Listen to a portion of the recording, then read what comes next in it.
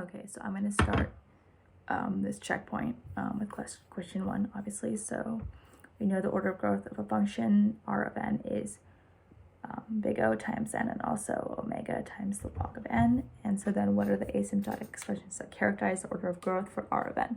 So basically, big O times n is like representing the upper bound. So that would be like anything just as slow and anything slower.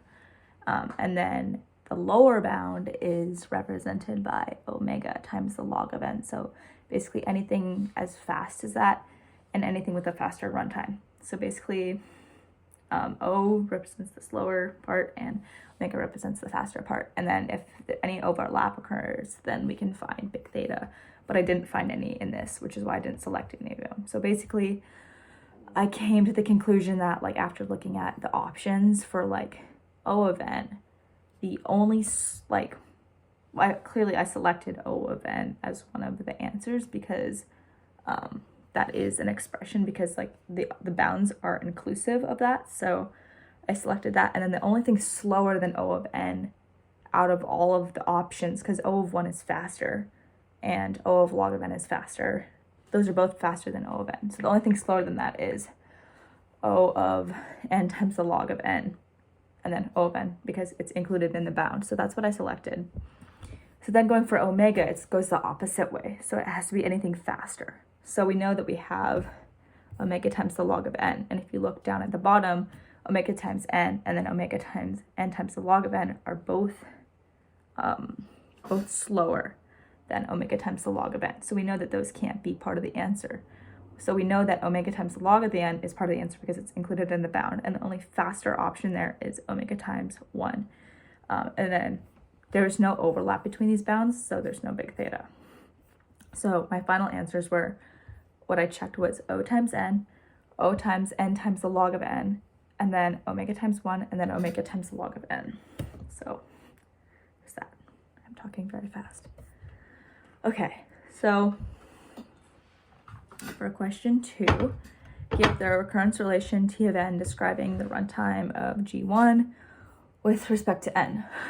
So the first thing I looked for in this was like, what kind of recursive problem is this? And I know that it's a single recursion because the recursive call is only called once. G1 is only called one time, which makes things easy. And then I have my like common recurrences thing pulled up because that is something I have bookmarked.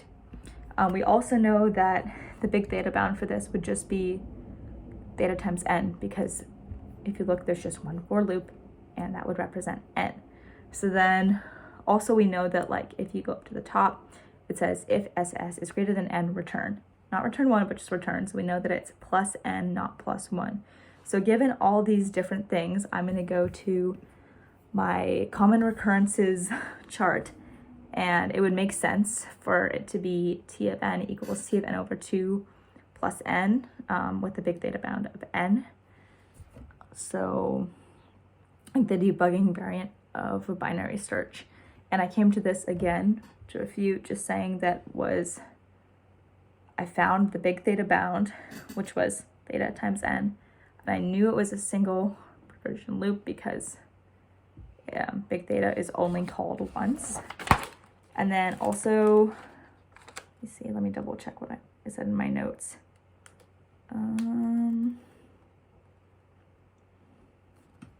Oh yeah, and then I knew that it was plus n instead of plus 1.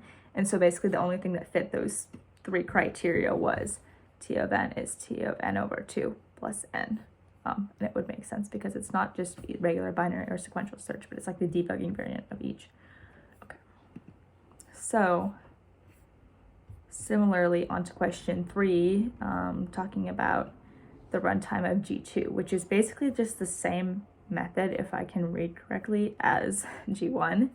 It just calls the recursive call twice. So basically I knew, since I got like question 2 correct, that question 3 was going to be really similar. So the only difference between these two methods is that G2 is called twice, so therefore it's a multiple recursion.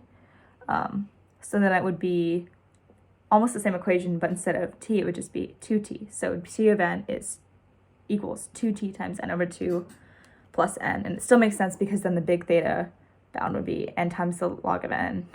And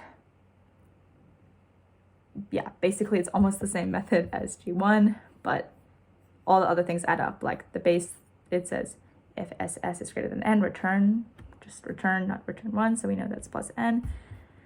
Okay, that makes sense, hopefully. And then question 4 was a bit more difficult for me. So it talks about drawing a recurrence diagram representing the runtime of G2. And so then it asks to at least the 3 top levels, and then the final level, label each node with its non-recursive work. So the only like non-recursive work is like considering like the base case, I guess, which is like, I don't know if you can see this. You probably can't, but it's up at like the top. Basically, it's just saying if SS is greater than n, then return. So that's basically the non-recursive work. And then some of the non-recursive work is also just going through the for loop, and then the system.out.println. And then the recursive work is when G2 is called twice, basically. And then if we scroll down, we can figure out that T of n from question 3 is represented by 2t times n over 2 plus n. So then I made like a little diagram, which hopefully you can see in the submission. I made a thing in my notes and then took a picture of it. So at level 0, we just have T of n. And I tried to use the unrolling method that we talked about in section, although it didn't stick as well as I was hoping it would. So then level 1 is just the equation, which is 2t times n over 2 plus n. And then level 2, we plug it in, like we plug it into itself because it's recursive, which was a little difficult, but results in 4t times n over 4 plus 2n, and then level 3 would be 8t times n over 8 plus n plus 2n, eventually like just all condensed. So then the final like recurrence or level, I guess, would be 2 times whatever integer k is times t times n over 2 to the power of whatever k is plus k times n, just assuming that this loop keeps going. And then I also explained that like the size of it starts as n. And this is very similar to like a merge sort algorithm. Maybe it is a merge sort algorithm, but it's kind of giving me all the signals that it is. So maybe, I'm not sure. So then like the size of it, the subproblem starts out as n, and then that divides into 2. So n over 2 and n over 2, 2 children. And then the children of n over 2 each divide into n over 4, and so on, to whatever integer k is.